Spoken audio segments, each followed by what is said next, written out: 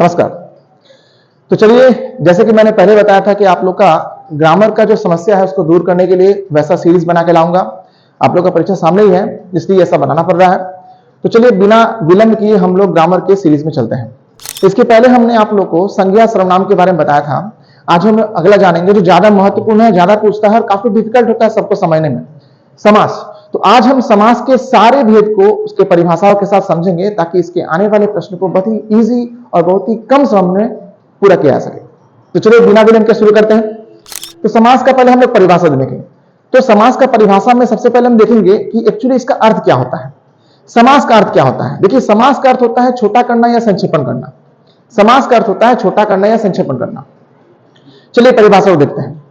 दो या दो से अधिक शब्द जब अपने सभी विभक्ति चिन्हों, विभक्ति चिन्ह मतलब कारक चिन्ह, यस याद रखिएगा, विभक्ति चिन्ह मतलब कारक का चिन्ह।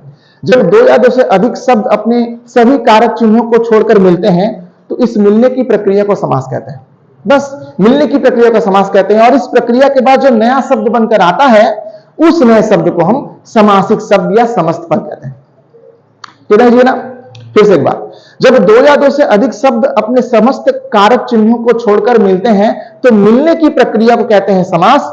और इस प्रक्रिया के बाद जो नया शब्द बनकर आता है उसे हम कहते हैं समासिक शब्द या समस्त पद।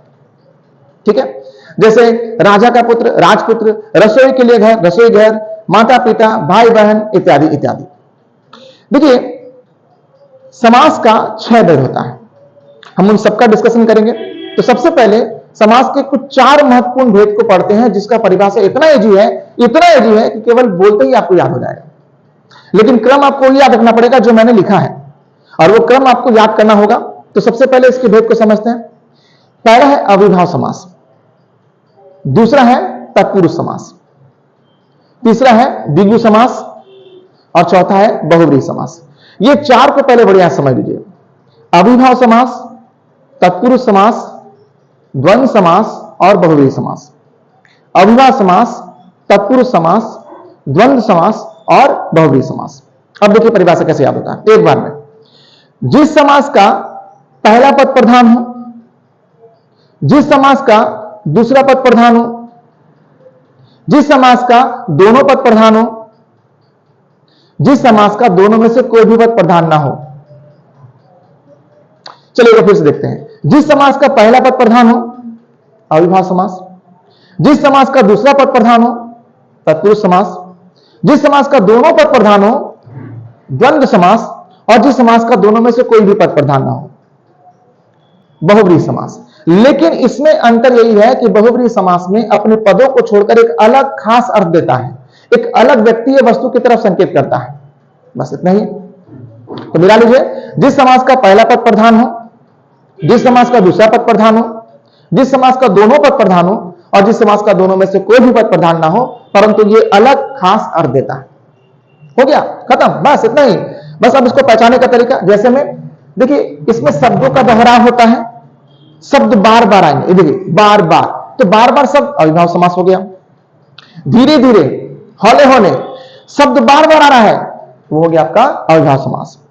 एक और, प्र यथा या अ से बना शब्द, प्र से बना शब्द जितना भी आएगा सभी आपका अविभाव समास। एकदम कुछ नहीं करना है, प्र से बना जितना भी शब्द आएगा अविभाव समास। यथा, यथा और अ ये दोनों लगभग एक जैसे हैं। जैसे यथा शक्ति, शक्ति के अनुसार, आजीवन, जीवन भर। तो इसके पहले वाले जितना भी शब्द है वो पहला पद आपका क्या है, प्र, यथा या अ, ये सभी अविभाव समास। यानी जहां भी आपको प्रथा आया, अ आया और आपका प्र आया, आप आराम से समझ सकते हैं कि यह है अविभाव समास। ठीक है, आगे देखिए तत्पुरुष समास। जिस समास का दूसरा पद प्रधान हो, दूसरा पद प्रधान मतलब इसमें कारक के चिन्ह मिलते हैं। एकदम सिंपल, जिस समास का दूसरा पद प्रधान हो और कारक के समस्त चिन्ह पाया जाए उसे कहते हैं तत्पुरुष समास। जैसे राजा का पुत्र, राजा का पुत्र, का हटा दीजिए, राजपुत्र हो गया। रसोई के लिए घर, के लिए ये सब तो कारक के विपरीत चिन्ह है, हटा दीजिए, रसोई घर हो गया, बस खत्म। अब आइए द्वंद्व समास। नाम से पता चलता है द्वंद्व समास। देखिए द व एक जैसा है, द व एक जैसा है, दोनों एक जैसा आ जा रहा है, दोनों प्रधान। एकदम सिंपल, देख के पता चल गया, जब दोनों पद प्रधान है तो इसका दोनों पद प्रधान होगा। तो जिस समास का दोनों पद प्रधान होता है उसे कहते हैं द्वंद्व समास। और ये जुड़े होते हैं किससे? देखिए और एवं या अथवा से। ये जुड़े होते हैं और एवं या अथवा से। जहां भी आपको और नजर आया, एवं नजर आया या अथवा नजर आया, आप आराम से समझ लीजिए द्वंद्व समास, क्योंकि इसमें दोनों प्रधान होता है। जैसे माता पिता, माता और पिता, माता या पिता, माता अथवा पिता, है ना, ये इसमें आता है। भाई बहन, दाल रोटी, दिन रात, ये दोनों प्रधान है। यानी जब दोनों ही प्रधान रहेगा तो उसे कहेंगे द्वंद्व समास। चलिए आगे देखते हैं। अगला है बहुव्रीहि समास। मैंने पहले ही बता दिया कि इसका दोनों में से कोई पद प्रधान नहीं होगा, परंतु ये अपने पदों को छोड़कर एक अलग खास अर्थ देगा, तो उसे कहते हैं बहुव्रीहि समास। एकदम सिंपल, अपने पदों को छोड़कर अलग खास अर्थ देगा। उदाहरण के लिए यहां पर लिखा है नीलकंठ। अब देखिए, नीला है कंठ जिसका वाह। बताइए, नीलकंठ में दो पद हो गया, नील और कंठ या नीला कंठ। दोनों पदों को छोड़कर एक अलग अर्थ दे रहा है। क्या? शंकर जी, कि नीला है कंठ जिसका वह। कौन है? शंकर जी या शिव जी। आगे ना ठटपाटी, तो संकेत किया ना। अगला देखिए, लंबोदर। लंबोदर मतलब लंबा, उदर, उदर मतलब पेट। तो ये दो शब्द है, दो पद है, परंतु ये अपने अर्थ को छोड़कर खास व्यक्ति की तरफ संकेत कर रहा है। जैसे लंबा है उदर जिसका वह। कौन है? गणेश जी। तो जहां भी आपका बड़ा खास अर्थ देगा और तीसरा व्यक्ति या वस्तु की तरफ संकेत करेगा, उसे कहेंगे बहुव्रीहि समास। दूसरे अर्थों में इसे हम बड़ा विशेषण भी कहते हैं, क्योंकि एक बड़ा विशेषता देता है। ठीक है, चलिए आगे देखते हैं। इसके बाद अगला है आपका कर्मधारय समास। यह क्या होता है? जिस समास में विशेषण और विशेष मिलता है उसी को हम उपमेय उपमान कह देते हैं। तो जिस समास में विशेषण और विशेष मिलेगा उसे हम कहते हैं कर्मधारय समास। एकदम सिंपल है, ये एक साधारण विशेषता को दर्शाता है। एक समास में, एक समासिक शब्द में साधारण विशेषता बतलाने वाले शब्द को कहते हैं हम कर्मधारय समास। जैसे कमल नयन, कमल के समान नयन, कमल के समान नयन, इसका मतलब उसका नयन कमल के समान है। एकदम सिंपल सा है, जहां भी समान शब्द देगा, समान, उसके समान, इसके समान, कर्मधारय समास। कर्मधारय समास, कुछ नहीं करना है, साधारण विशेषता बता रहा है। अगर बोले लंबोदर, जो हमने उदाहरण दिया था बहुव्रीहि में, वो यहां पर भी दे सकते हैं लंबोदर, क्योंकि यहां पर साधारण विशेषता बताना है। क्या?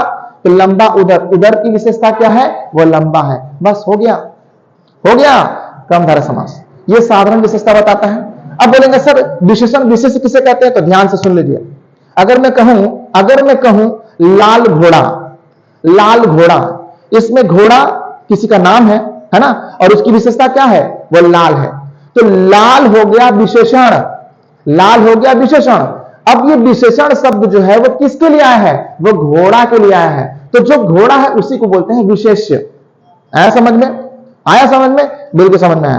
तो विशेषण विशेष एकदम सिंपल है। लाल घोड़ा, लाल हो गया आपका विशेषण और घोड़ा हो गया उसका विशेष्य। क्लियर? आगे चलते हैं। उसके रहता है द्विगु समास। एकदम इजी है। अब इसको पकड़ने का तरीका देखिए, आपको यही समझ में आ जाएगा। देखिए तो जरा सा, द्विगु में यदि इसको हम दो भाग कर दें तो ध्यान से देखिएगा, इसका पहला वाला में द्वि शब्द आ रहा है, द्वि द्वि। अब द्वि से आपको कोई अक्षर समझ में आ रहा है? कोई अंक अंक? हाँ, दो, दो नजर आ रहा है। एकदम सिंपल, यही तो पकड़ना है कि जिस समास का पहला वाला पद संख्या बताए, जिस समास का पहला वाला पद संख्या बताए, हो गया द्विगु समास। एकदम सिंपल। जिस समास में आपको संख्या नजर आएगा, 1 2 3 4 5 6 7, ये संख्यावाचक आराम से कह लेंगे द्विगु समास। जैसे नवरात्रि, 9 रातों का समूह, 9 9 संख्या है, द्विगु समास। त्रिनेत्र, 3 नेत्रों का समूह, 3 3 क्या है भैया? द्विगु समास। सप्तऋषि, 7 ऋषियों का समूह, 7 7 क्या है? द्विगु समास। खत्म। तो जिस समास का पहला पद संख्या बताए, द्विगु समास। समझ में आ रहा है? चलिए आखिरी देख लेते हैं। आपका तो 6 ही बैठ था, खत्म हो गया। एक एक्स्ट्रा हम लोग पढ़ लेते हैं, ये भी जानने वाला चीज है।